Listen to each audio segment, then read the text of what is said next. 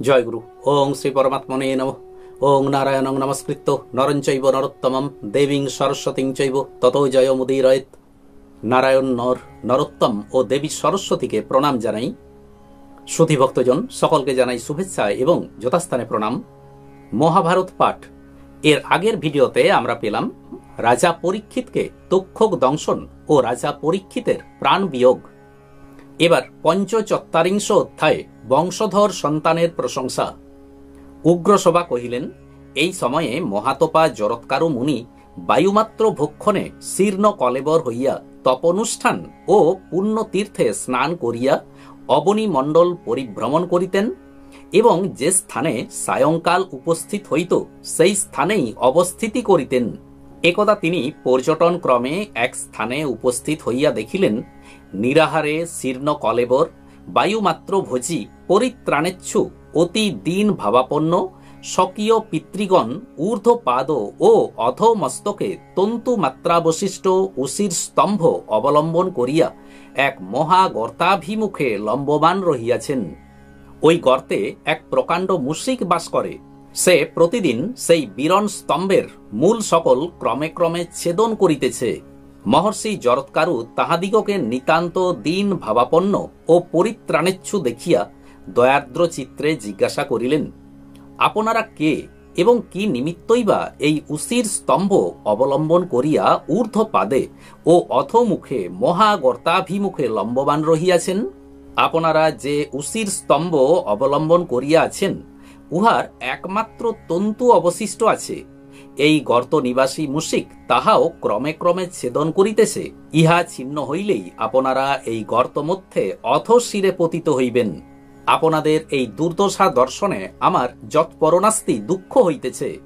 আজ্ঞা করুন, আপনাদের কি প্রিয় কার্য করিব? আমার তপস্যার চতুর্থ ভাগ বা তৃতীয় ভাগ অথবা অর্ধভাগ লইয়া যদি আপনারা এই বিপদ হইতে মুক্ত হইতে পারেন, লউন। অধিক আর কি কহিব? যদি সমগ্র তপস্যা দ্বারাও আপনাদের এই দুঃসহ দুঃখ নিবারণ হয়, তাহাতেও আমি সম্মত আছি। পিতৃগণ তাহার সেই বাক্য শ্রবণ করিয়া কহিলেন, হে বৃদ্ধ ব্রহ্মচারিণ, তুমি তপ প্রভাবে আমাদিগকে পরিত্রাণ করিতে চাহিতেছ, কিন্তু তপস্যা দ্বারা আমাদিগকে উদ্ধার করিতে পারিবে না। আমাদিগেরও তপস্বিদ্ধি আছে, কেবল বংশ ক্ষয়োপক্রম হইয়াছে বলিয়া আমরা এই অপবিত্র নরকে নিপতিত হইতেছি। সর্বলোক পিতামহ ব্রহ্মা কহিয়াছেন, সন্তানই পরম ধর্ম। আমরা এই গর্তে লম্ববান হইয়া হতজ্ঞান হইয়াছি। তন্নিমিত্ত তোমার পৌরুষ সর্বলোক বিশ্রুত হইলেও তোমাকে চিনিতে পারিতেছি না। তুমি আমাদিগের দুঃখ দর্শনে সাতিশয় কাতর হইয়াছ। অতএব তোমাকে পরিচয় প্রদান করিতেছি, শ্রবণ করো। আমরা যাযাবর নামে ব্রতশীল ঋষি সন্তান ক্ষয়ের উপক্রম হওয়াতে এই পবিত্র লোক হইতে ভ্রষ্ট হইতেছি। আমাদের কঠোর তপস্যার ফল অদ্যাপিও বিনষ্ট হয় নাই। আমাদের জরৎকারু নামে এক সন্তান আছেন।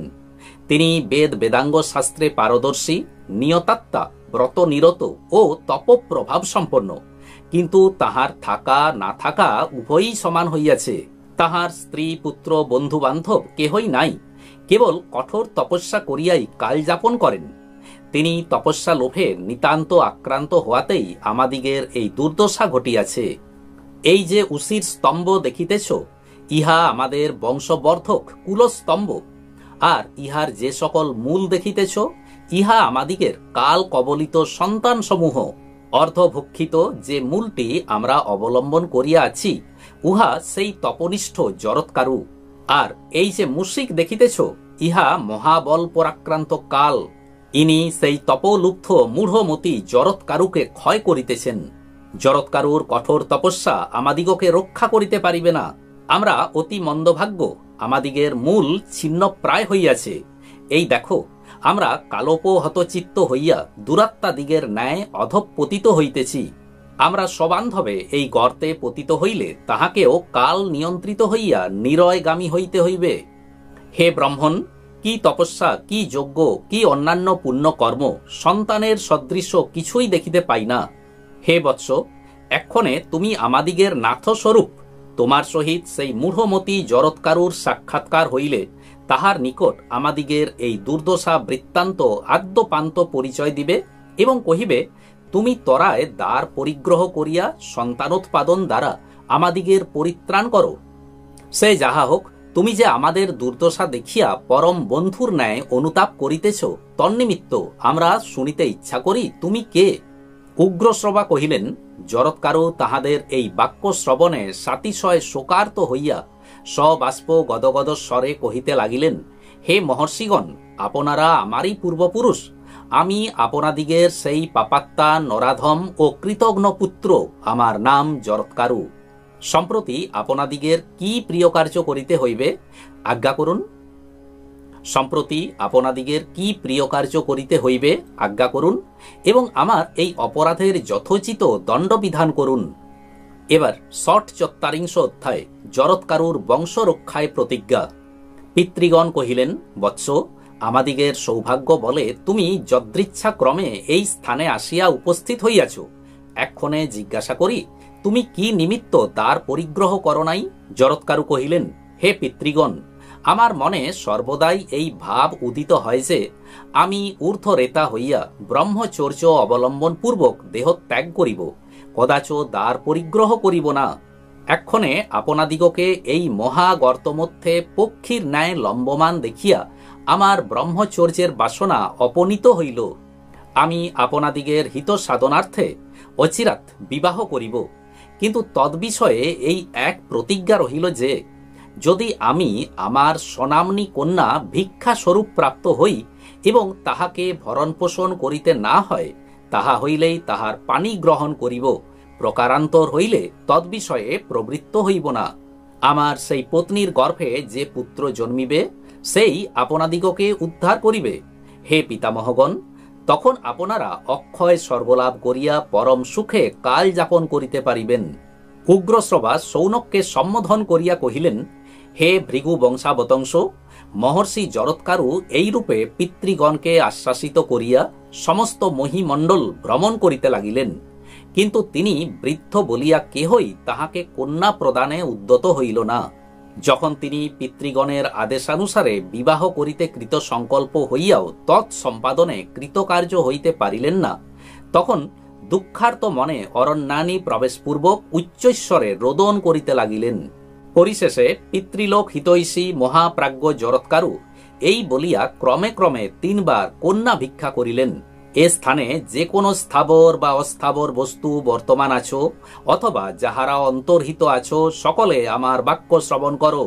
আমি যাযাবর বংশে সমুদ্ভূত, আমার নাম জরৎকারু। জন্মাবধি এতাবৎকাল পর্যন্ত কেবল ব্রহ্মচর্যানুষ্ঠান দ্বারা কাল যাপন করিয়াছি। সম্প্রতি আমার পিতৃগণ বংশলোভ ভয়ে আমাকে পানি গ্রহণ করিতে আদেশ দিয়াছেন। আমি অত্যন্ত দরিদ্র হইয়াও পিতৃগণের আজ্ঞাক্রমে দ্বার পরিগ্রহাভিলাষে নিখিল ধরণীমণ্ডল পরিভ্রমণ করিলাম, কিন্তু কুত্রাপি কন্যা লাভ হইল না। অতএব এক্ষণে আমি যাহাদের নিকট কন্যা প্রার্থনা করিতেছি, তাহাদের মধ্যে যদি কোনো ব্যক্তির মত স্বনাম্নী দুহিতা থাকে, আর যদি আমাকে সেই কন্যা ভিক্ষাস্বরূপ সম্প্রদান করেন এবং তাহাকে যদি ভরণ পোষণ করিতে না হয়, তবে আনয়ন করুন, আমি তাহার পানি গ্রহণ করিব।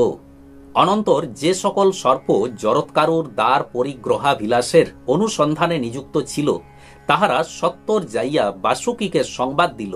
নাগরাজ বাসুকী তাহাদের মুখে এই বাক্য শ্রবণ করিবা মাত্র সাতিশয় সন্তোষ প্রকাশপূর্বক স্বীয় ভগিনীকে বিচিত্র বসন ভূষণে বিভূষিত করিয়া জরৎকারু সন্নিধানে লইয়া গেলেন এবং তাহাকে ভিক্ষাস্বরূপ সেই কন্যা প্রদান করিলেন। কিন্তু মুনিবর কন্যার নাম ও ভরণ পোষণ বিষয়ে সন্দিহান হইয়া নাগরাজ বাসুকীকে তাহার নাম জিজ্ঞাসা করিলেন এবং কহিলেন, আমি ইহার ভরণ পোষণ করিতে পারিব না। এইরূপে মহর্ষি জরৎকারু মুমুক্ষু হইয়াও দ্বার পরিগ্রহার্থ দ্বিমনা হইয়াছিলেন। আজ এই পর্যন্তই। আসুন এবার শ্রী ভগবানের মহামন্ত্র জপ করি। হরে কৃষ্ণ কৃষ্ণ কৃষ্ণ হরে হরে, হরে রাম রাম রাম হরে হরে। নমস্কার।